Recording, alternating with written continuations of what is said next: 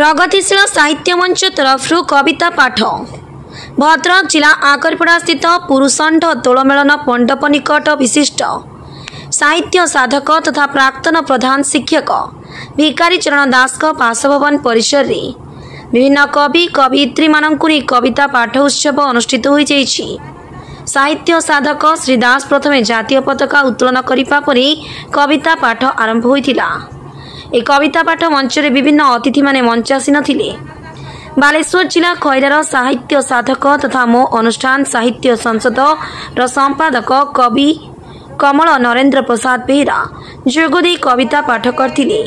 एथिसहित उमेश चंद्र महांती, संध्याराणी पट्टनायक, बसंत कुमार दास, श्रद्धांजलि खमारी, हेमंत कुमार नायक, मिनती नायक, अभय सामंत, पन्माली जेना प्रमुख अनेक कवि कवियित्री कविता पाठ करथिले। कविता संयोजना करथिले शिक्षक तथा कवि तपन कुमार साहू एवं कवि और गीतिकार दासरथी जेना। शेष धन्यवाद देथिले उमेश चंद्र महांती। परे साहित्य सभा अनुष्ठित होइतिला। Bhadrak Narendra Prasad Behera report, Jaydev news.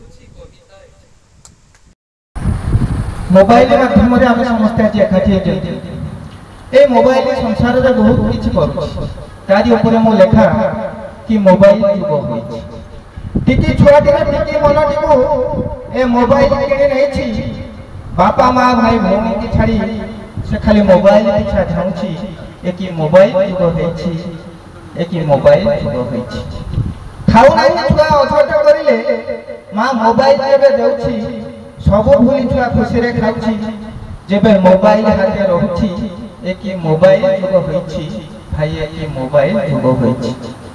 Mobile थरे भलो मनिषटा मोबाइल धरिए भलो मनिषटा केते डहा मिछ कहउछि मोबाइल धरि भलो मनिषटा केते डहा मिछ कहउछि से आगर बड़ा रे खैरा रे अछि से उत्तर देउछि कि मोबाइल जुग होइछि भाई की मोबाइल जुग होइछि। नीलोजार जी एक नंबर से फेसबुक रे आगे रहउछि 8 लाख फोटो पोस्ट करी पुनी ओलोटा लाइक करबा को कहउछि कि मोबाइल जुग होइछि भाई की मोबाइल जुग होइछि। विदेश रे स्वामी कथा हेबा पई निज स्त्री की मोबाइल दिए देछि सेही मोबाइल रे चैटिंग करी स्त्री पर पुरुष संग रे जाउछि कि मोबाइल जुग होइछि भाई की मोबाइल जुग होइछि। बहुरानी आगे रोषे घर को साथे मोबाइल धरी जाउछि नाना प्रकार आइटम ताकू सब यूट्यूब मिल जाउछि एक मोबाइल जुग होइछि भाई की मोबाइल जुग होइछि। बड़ थाउ सान भौणीटा घरु बड़ गाड़ी जाउछि नुआ जौवन रे पाद देतिला ए मोबाइल ताकू खाइछि एक मोबाइल जुग होइछि। लज्जा शरम जेते हीन कर्म सब मोबाइल जोगे होछि नुआ बा होई स्त्री स्वामी रो साथी रे केते बेशरम फोटो देउछि एक मोबाइल जुग होइछि एक मोबाइल जुग होइछि। कॉलेज रे पढुआ पिलाटार कथा जहां न कहबा कथा मु कहूछि मोबाइल रे एते बिजी रहउतला जानि पारलानी ता क्लास परीक्षा जाइछि एक मोबाइल जुग होइछि भाई एक मोबाइल जुग होइछि। ताको भलो बाटरे जे नेछि तार केते उपकार पाउछि ताको भलो बाटरे जे नेछि तार केते उपकार पाउछि जे खराब बाटरे नेछि से मनुष्य कोणरू जाइछि कि मोबाइल जुग होइछि भाई कि मोबाइल जुग होइछि। समानता शब्द सेतेबेले आसे भावना समान थिबो समाजर आखि नारीर स्थिति को तर्जमा करू नथिबो। समानता शब्द सेतेबेले आसे भावना समान थिबो समाजर आखि नारीर स्थिति को तर्जमा करू नथिबो। पुओ मोर अटे कुलर नंदन झियो पर घर जीव सबु भल मोर पुओटी को मिलू झियो न पाइले चली जीव। पुओ मोर अटे कुलर नंदन झियो पर घर जीव सबु भल मोर पुओटी को मिलू झियो न पाइले चली जीव। पुओ मो मुहरे निया देव झियो परगति होई जीव एही मनोभाव थिबा जाए नारी समान केमिति हेबो।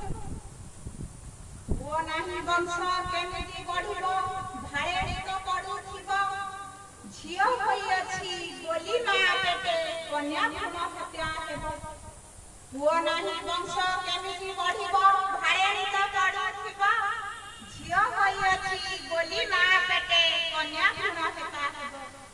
नारी होई जदि मा मने एही भेद भाव रखिथिबो कुहंतु तो सते समाज रे नारी समान केमिति हेबो। कुहंतु तो सते समाज रे नारी समान केमिति हेबो। बाहाघर बेले दश दश कुजे बापा क्षमा मागी नेबो पुओटी रजते दोष थिले थिए सुना मुदा होइबो। बाहाघर बेले दश दश कुजे बापा क्षमा मागी नेबो पुओटी रजते दोष थिले थिए सुना मुदा होइबो। घरु बाहरिबा बेले नारीटिए सहे थर भाबुथिबो राति अधे नारी निर्भय रे का जदि चली न पारिबो। एही मनोभाव थिबा जाए नारी समान केमिति हेबो। एही मनोभाव